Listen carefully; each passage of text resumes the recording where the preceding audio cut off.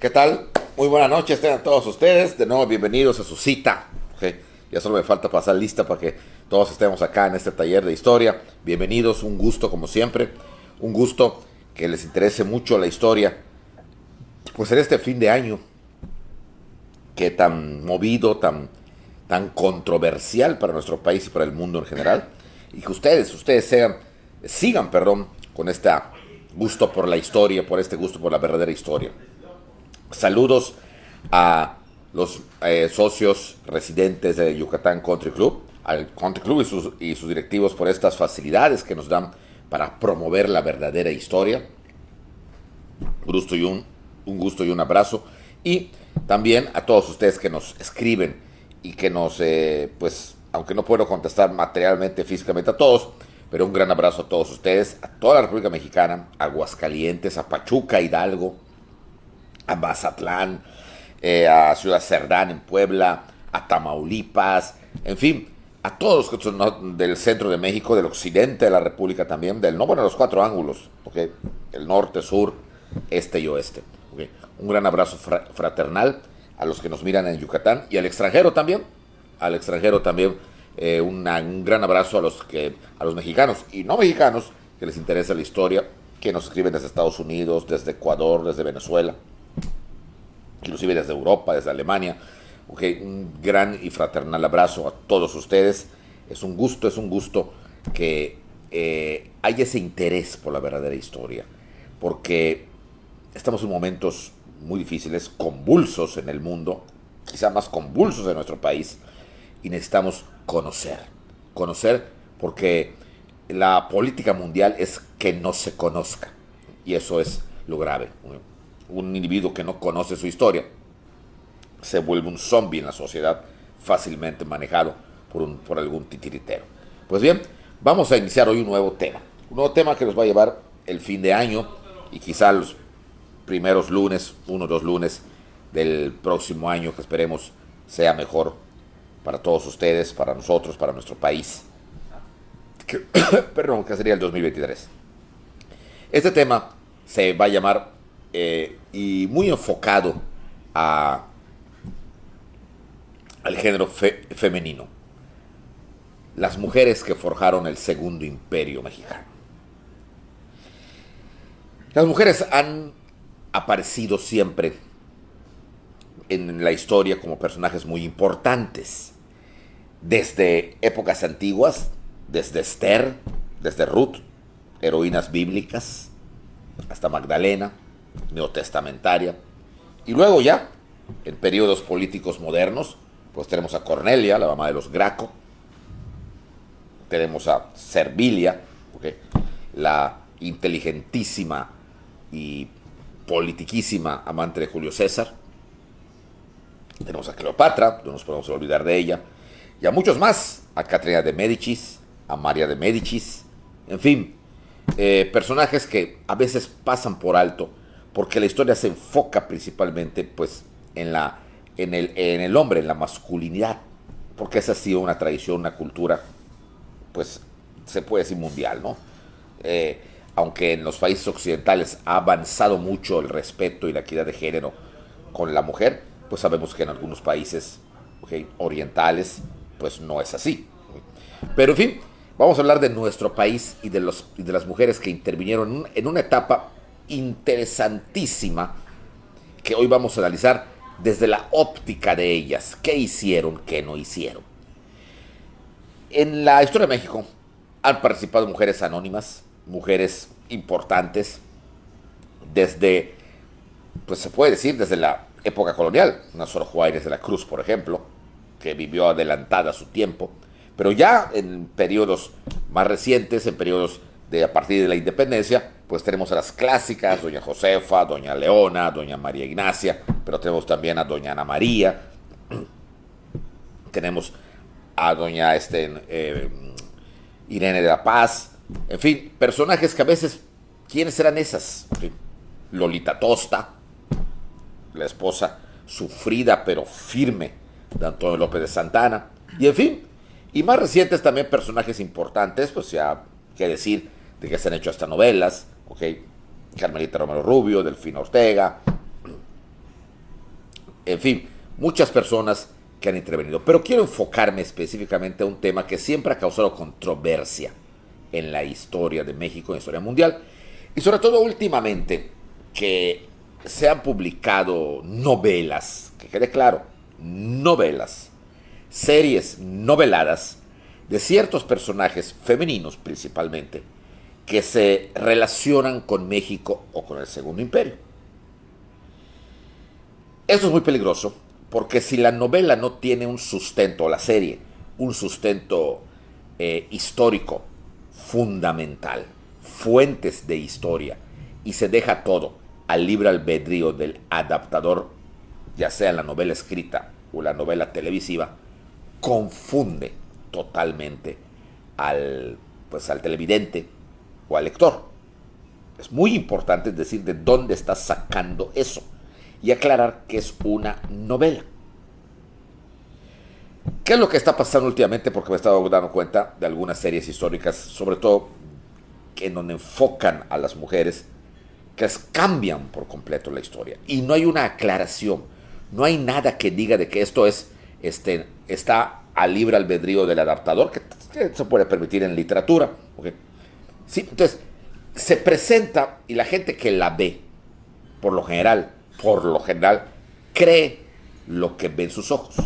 Creen que porque está escrito en imprenta, esa es la verdad verdadera. O porque lo pasaron en la televisión, eso es la verdad verdadera. Cuando no es así. Para un historiador, para un divulgador de la historia, como en el caso de ustedes que ya hace algún tiempo que siguen estas transmisiones del Country Club, definitivamente ya no pueden quedarse solamente con lo que vean, sino que a esa novela a ver qué de cierto hay en lo que dicen, o sea, probarlo y comprobarlo. Y eso fue lo que me decidió hablar de algunas, porque son muchas, y de algunas de las más representativas mujeres que participaron, para bien y para mal, durante la formación, desarrollo y caída del Segundo Imperio Mexicano, y me estoy refiriendo al Imperio de Maximiliano. ¿Quiénes son ellas? Pues hay un montón. Desde las pequeñas mujeres que intervinieron, pequeñas digo porque no eran precisamente personajes de primera línea, sino de segunda, tercera, cuarta o hasta quinta, y de las principales. Tenemos allá a una Eugenia de Montijo, importantísima, a una Josefa de la Peña y Azcárate, a una Concepción Lombardo, y desde luego a la que de más se ha hablado tanto, y se ha novelado, y se han inventado cosas a criterio y juicio del novelista, pero eso ha permeado y la gente lo ha llegado a creer sin ningún fundamento, lo que le pasó o lo que vivió Carlota Amalia Leopoldina de Bélgica, que es quizá la que consideramos o la que se cree más conocida, pero que realmente es la más desconocida, porque nos la han llenado tanto y tanto de literatura novelada, le han hecho protagonista de cosas que no pasaron, pero que ya hay una bruma de una novela casi de ficción, ni siquiera histórica, sobre ella. Entonces, hemos pensado una serie de cosas, sobre todo en los últimos 10 años, quizá un poco menos, de 5 a 10 años, sobre Carlota, que nos ha confundido por completo. En menor escala están las otras: Eugenia, doña Concha Lombardo, Pepita la Peña, pero también las han novelado. ¿Por qué las novelan tanto? ¿Por qué? Porque obviamente son protagonistas de un momento romántico para el autor, o para el autor de la novela, de la historia de México. Porque nadie puede negar que el Segundo Imperio Mexicano fue una especie de romanticismo de los mexicanos. Y obviamente, pues de ahí se da pie a las novelas, y principalmente las toman a las mujeres para esas novelas históricas. poquito menos a los hombres. Maximiliano, Juárez, como que, sobre todo Juárez, no son muy dignos de novelarse, pero sí las compañeras, esposas, novias, amantes, etc. Entonces hoy quiero hablarles un poquito, y vamos a hacerlo en varios lunes, sobre estas mujeres importantísimas. Menciono unas cuantas, pero hay más. Está, por ejemplo, Concepción Sedano, Conchita Sedano, poco conocida, pero que fue importante en un poco tiempo, pero fue importante en la vida del Imperio Mexicano y del emperador Maximiliano. Tenemos a Conchita, okay. Y así tenemos a muchas otras. De unas hay una gran bibliografía, fuentes fidedignas, archivos importantísimos de muchas de ellas. De otras, no tanto. Y de otras, casi nada. Por lo tanto, vamos a hablar en general de 4 o 5, inclusive de las que poco se sabe, pero precisamente para que de eso poco que se sepa, para que ustedes conozcan a esas otras mujeres, de las cuales se escribió poco, pero que influyeron y que sus nombres pues están en algún documento en el Archivo General de la Nación. ¿Ok? Pues bien, sin más preámbulo, vamos a empezar a hablar de la primera. No lo voy a llevar de una manera cronológica en el sentido de quién empezó primero, quién empezó segundo, quién nació primero, quién es más viejo, quién es más joven. Porque de alguna manera todas intervinieron en un momento dado de la historia, y todas, aunque quizá muchas no se conocieron físicamente, pero vivieron ese momento histórico del cual vamos a hablar. Pero me gustaría empezar con la primera. Con la primera, que no es Carlota. Carlota la voy a dejar de último. ¿Por qué de último? Porque es la más conocida. Y es de la que más, pero más conocida entre comillas, porque al mismo tiempo es la más desconocida. Y de Carlota, además, para los que me han seguido desde ya hace ya algún tiempo, pues cuando vimos el Imperio Maximiliano y vimos Juárez y el Imperio, la mencionamos bastante. Quizá no era la protagonista como ahora lo sería, pero sí hemos mencionado mucho a Carlota Amalia, porque obviamente tuvo una actividad y una actuación importantísima durante los 3 años que duró el Segundo Imperio de Maximiliano. Pero quiero empezar con un personaje tan importante, quizá más que Carlota, porque fue la que va a conformar el imperio. Y me refiero a Eugenia de Montijo, que aunque los conocedores de esta etapa saben bastante de ella, la mayoría de los mexicanos de Carlota no pasan. Y eso pues no fue la única mujer importante. Eugenia de Montijo. Bien, vamos a hablar un poquito de ella en general hoy. Probablemente nos lleve tal vez alguna clase más. Pero vamos a ver quién era Eugenia de Montijo. Eugenia de Montijo era una española. Era una princesa española perteneciente a la casa de Montijo. O sea, una casa noble, una casa muy pegada a la realeza española, muy cerca de la casa de Borbón. Era una mujer excepcional, culta, leía mucho. Se dice, bueno, por las fotografías, tanto los retratos, cuando hablo yo de retrato me refiero a las pinturas, y cuando hablo yo de fotografía, pues obviamente la fotografía, ya le tocó fotografía a Eugenia, pero en las dos podemos ver a una mujer hermosa, muy hermosa. De hecho, se le consideraba una de las bellezas más grandes de la Europa de mediados del siglo XIX. Quizás su única competencia era la emperatriz Sisi, es decir, la emperatriz Elizabeth de Baviera, emperatriz de Austria, la esposa del emperador. Pero ella era fina, una mujer de educación finísima, extraordinariamente católica, porque era de familia católica, muy cercana su familia a la casa de Borbón, emparentada con la casa de Borbón.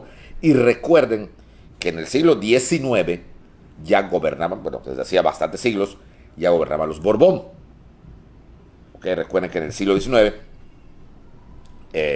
Se inicia con el gobierno de Carlos IV de Borbón, viene todo el relajo de Napoleón, y luego de que se va Napoleón, gobierna Fernando VII de Borbón, y en la época que estoy narrando, mediados del siglo XIX, 1850, 1840, 1860, gobernaba Isabel II, la única hija de Fernando VII y de la Casa Borbón.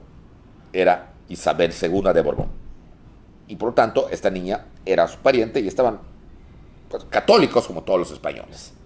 En España, cuando vino el embate luterano, que tomó diferentes nombres dependiendo del lugar donde entraba, por ejemplo en España se llamó protestantes, en Francia se llamó hugonotes, el embate protestante en la época de Carlos V y Felipe II, muy católicos, cerraron España. Y España se blindó, a diferencia de Francia o de otros países que sucumbieron ante esta nueva corriente, y aunque mayoritariamente católicos hubo mucha entrada del luteranismo, España no fue así. España realmente fue una unificación católica durante el siglo XVI, XVII, XVIII y en el XIX, con la entrada de la masonería, del liberalismo y del republicanismo, que todo esto ocurre entre los años 20 y los años 60 del siglo XIX, es cuando España empieza entonces a permitir la entrada de otras religiones, especialmente la luterana, que no se permitía. Pero España se mantuvo fiel a Roma, fiel al Papa durante 300 años. Desde el momento que Lutero se declaró en rebeldía contra la Iglesia Católica en 1517, hasta más o menos 1850-60, en donde el bando liberal, el bando masónico, pues ya toma una presencia muy fuerte en España y empieza a debilitar los cimientos católicos tradicionales de España. Aunque fue mayoritariamente católica, pero ya no unánimemente católica. Bien, pues entonces, Eugenia era muy católica, bellísima, lo podemos ver como... hay un cuadro que está pintado, que está muy hermosa ella, que creo que todo el mundo lo ha visto, pero a veces piensan, o muchos creen, porque ya lo oí, muchos creen que es Carlota, y otros dicen, ¿quién será? ¿Quién será?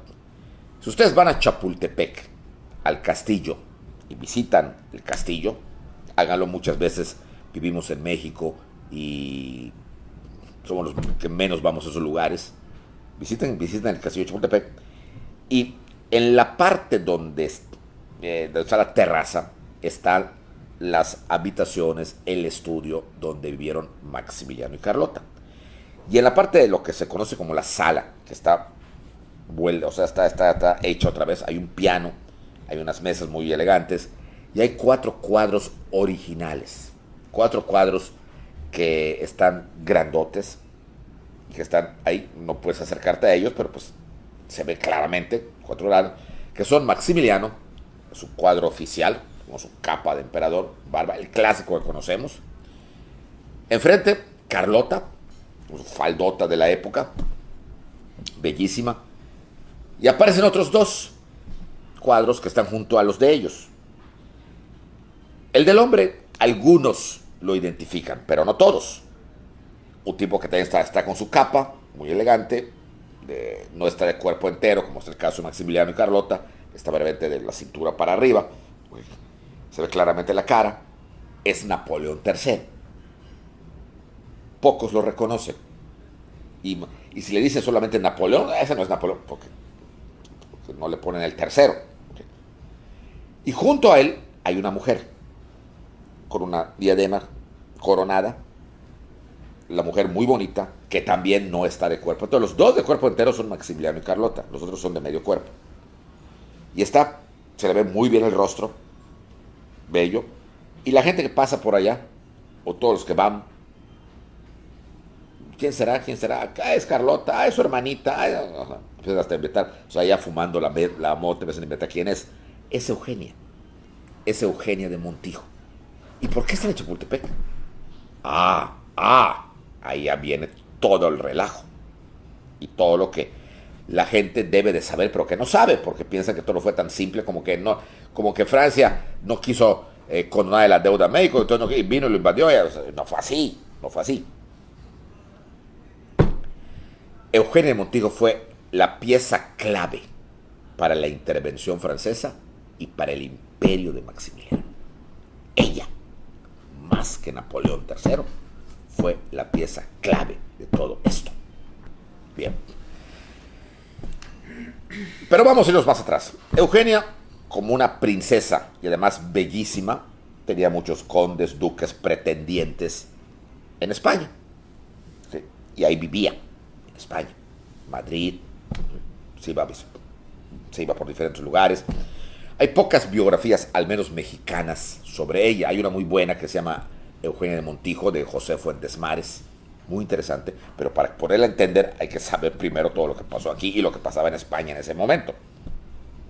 De no ser así, bueno, en España sí hay mucho de ella, pero aquí es poco. Pero hay.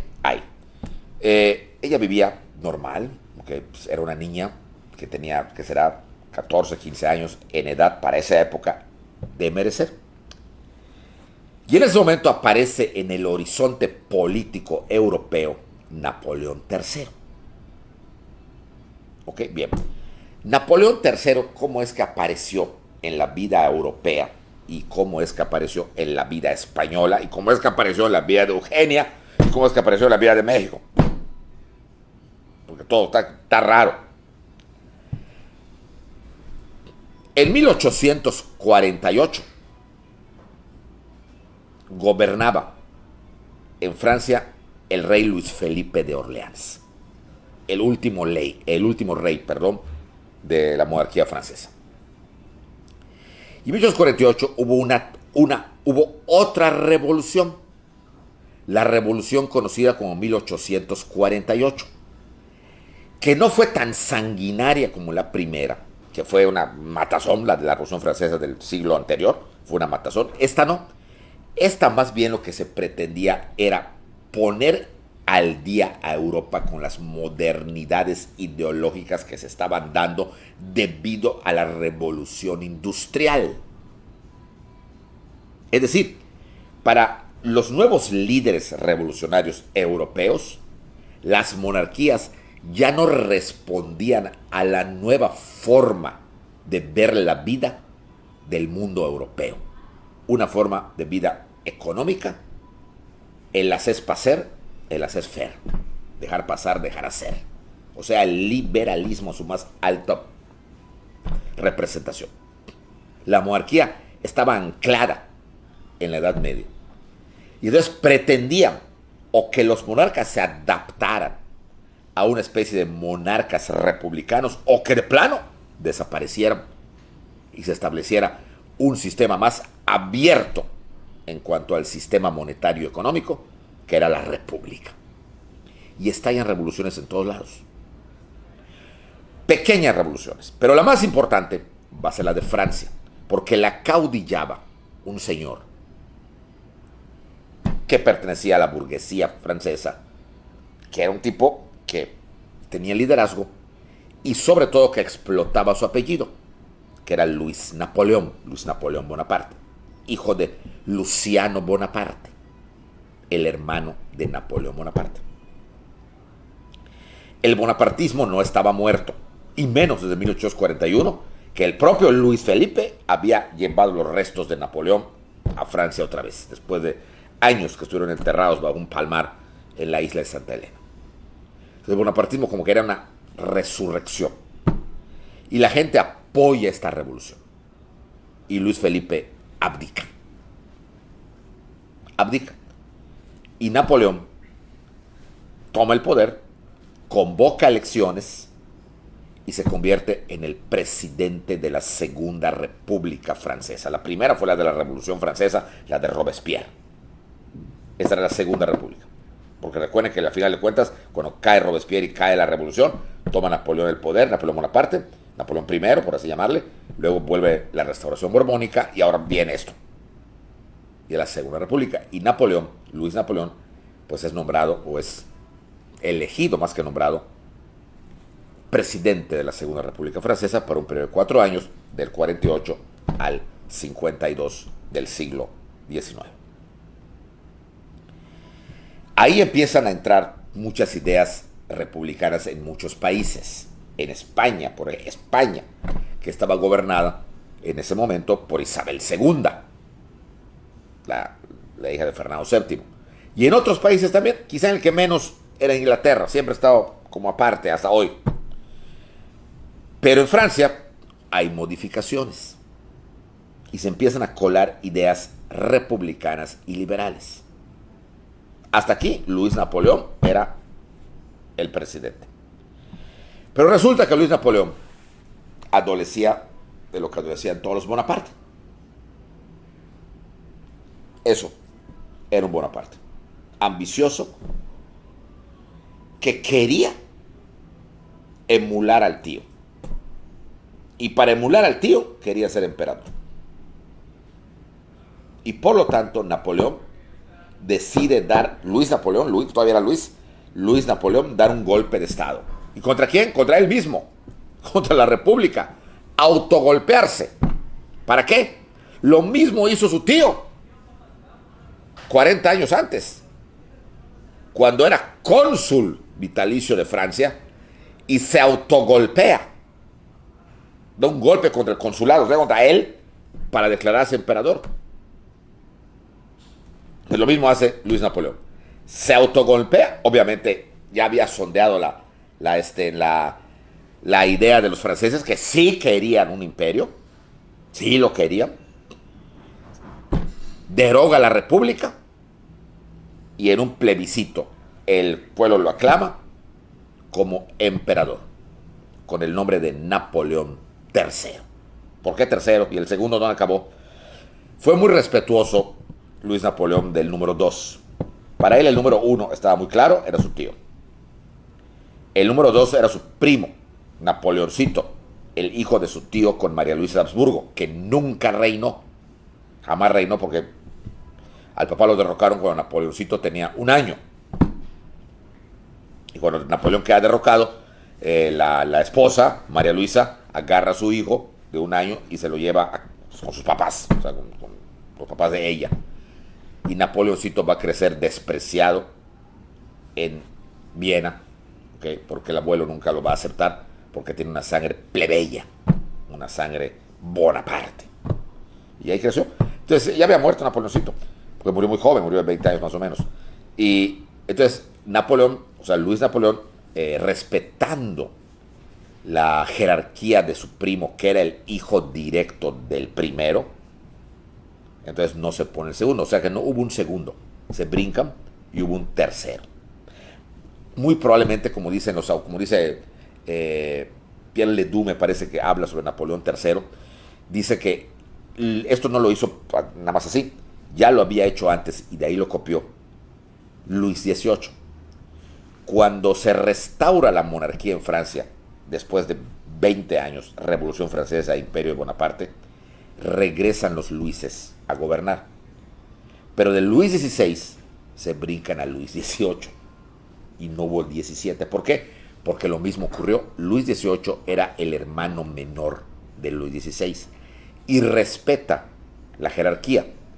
El verdadero heredero era el hijo, o sea, su sobrino, el hijo de su hermano, Luisito, Luis XVII, pero tampoco, nunca reinó, porque cuando los agarraron y los encerraron en la prisión del Temple en 1793, ya no se supo nunca más de él.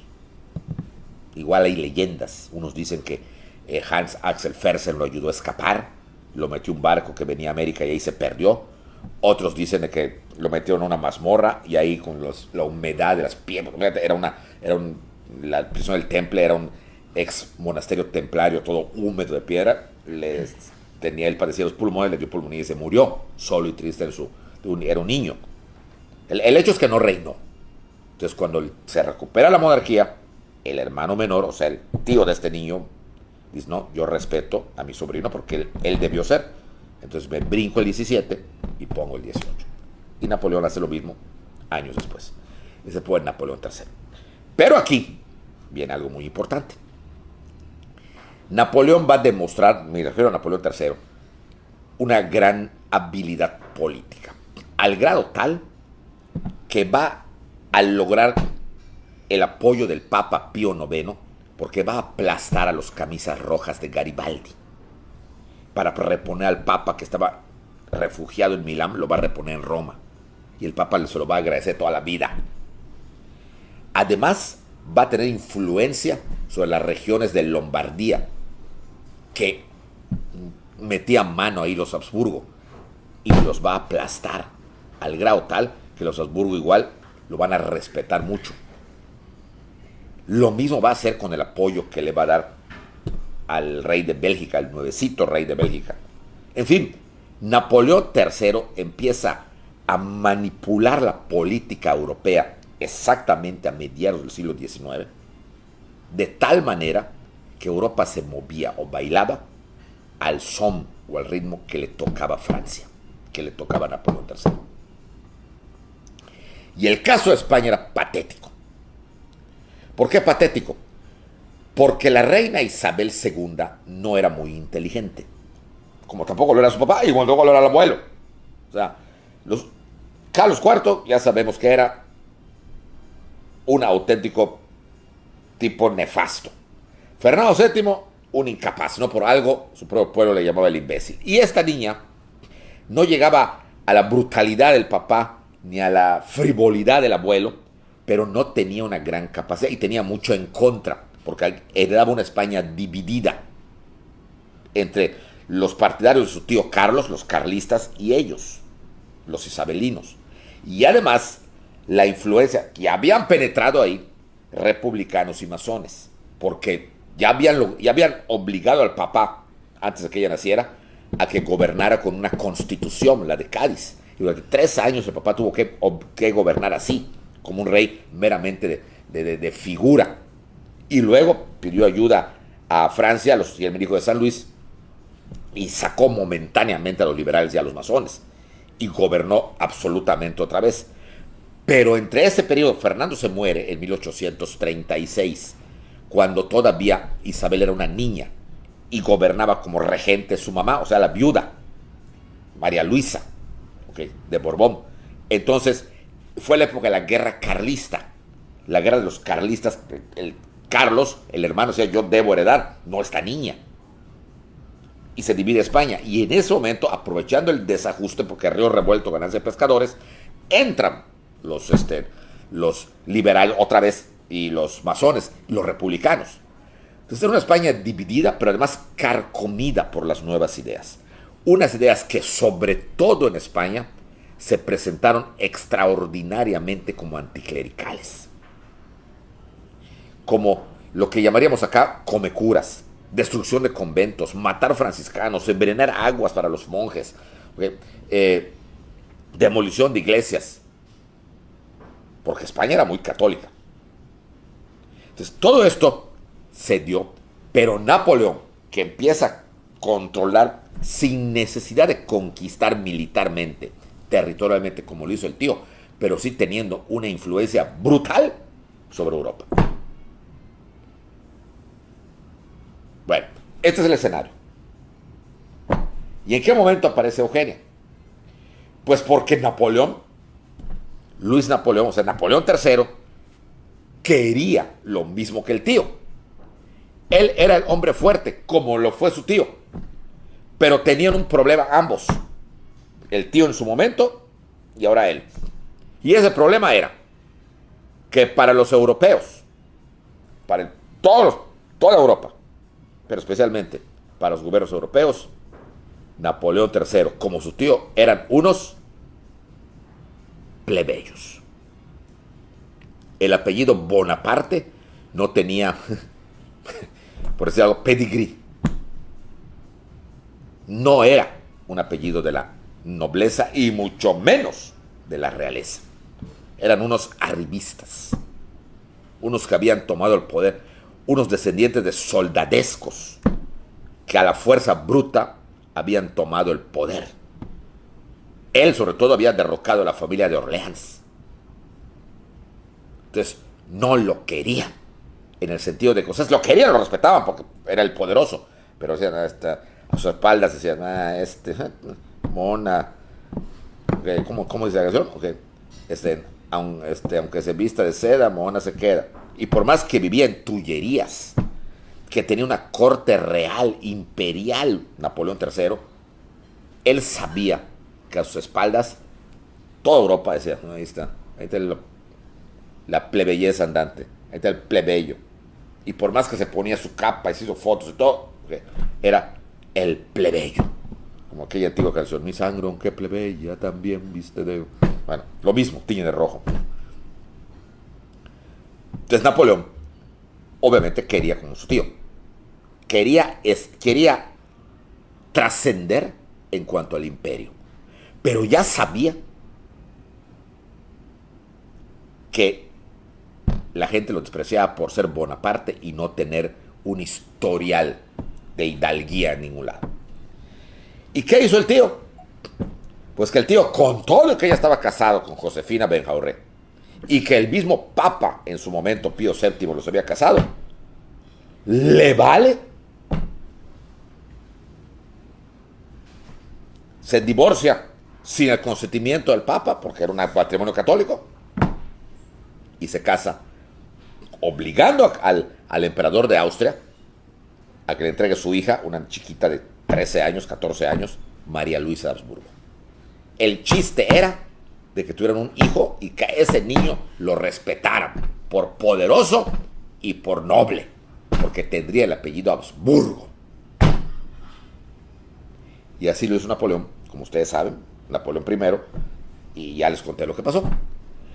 Pues piensa lo mismo. Tenía una ventaja sobre el tío, que no era casado, y que por lo tanto no necesitaba el consentimiento de nadie o tener que estar allá buscando, sino simplemente era casarse. Y aquí viene la jugada. Va a conocer en un baile a la jovencita y bellísima Eugenia de Montijo. Y obviamente le va a gustar como esposa. Era de la casa de Montijo, pariente cercana de Isabel, la reina. Obviamente Luis Napoleón no era precisamente, bueno, salvo porque era emperador, no era precisamente un buen partido, porque era muy diferente al tío. Bueno, el tío tampoco era una belleza, no era un Adonis, no era un Luis Miguel de ninguna manera. Okay, y si ustedes ven las fotografías de Napoleón III, estaba peor que el tío. Un tipo muy diferente al tío, alto, de cara alargada y no redondita como Napoleón I. Tenía un bigote así muy estilo, así, muy bien hecho, una barbita, okay, y su peinado. Ese tenía pelo, Napoleón I estaba quedando calvo. Y no era precisamente un galanazo que todo digo, wow, me muero, Bad Bunny, no, o sea, no era nada de eso. Pero era el emperador de Francia. Y era el hombre fuerte a mediados del siglo XIX de Europa. Y en esa época no había como te voy a cortejar y vamos a ver esto y vamos a ver acá y te regalo mis flores, te llevo serenata y viva la vida y nada, no sé qué, no sé cuánto. No. Era el emperador y simplemente no iba a tratar con ella, sino con la reina. Y obviamente Isabel II le debía mucho, no en dinero, sino le debía en el sentido de que el apoyo contra los republicanos que estaban merodeando por allá, pero controlados por los soldados españoles y franceses, a Napoleón, a Luis Napoleón. Y obviamente Isabel, que sí, desde luego, hay que ser una mancuerna con España, con Francia. Le convenía a Isabel, más que a Napoleón, a Isabel. Y obviamente la casa de Montijo, todos los nobles obedecían la voluntad del monarca en turno. En este caso era Isabel. Y como ya sabemos, en esas épocas la opinión de los consortes valía poco. Y si además eras la consorte, o sea, eras la mujer, menos. Ya de por sí el hijo no contaba, la hija menos. Por lo tanto, se prepara todo para que estos dos tórtolos se casen. ¿Okay? Eugenia, según lo que cuentan todos los biógrafos, no quería a Napoleón III, en primer lugar, por lo de toda niña, tan feo. Y en segundo lugar, porque no era de su categoría social. Muy emperador, muy todo, pero era un Bonaparte. Y el apellido Bonaparte causaba fiebre, o sea, fiebre mala, en España. Porque el tío de él había hecho desastres, saqueos y matanzas en España, sobre todo en Madrid y Zaragoza. Y todavía quedaba gente viva de eso. Y ahora una princesita, porque así le decían, se iba a casar con un descendiente de ese monstruo. Y ella misma lo sabía. Ella misma sabía que sus papás, sus abuelos habían peleado contra Napoleón.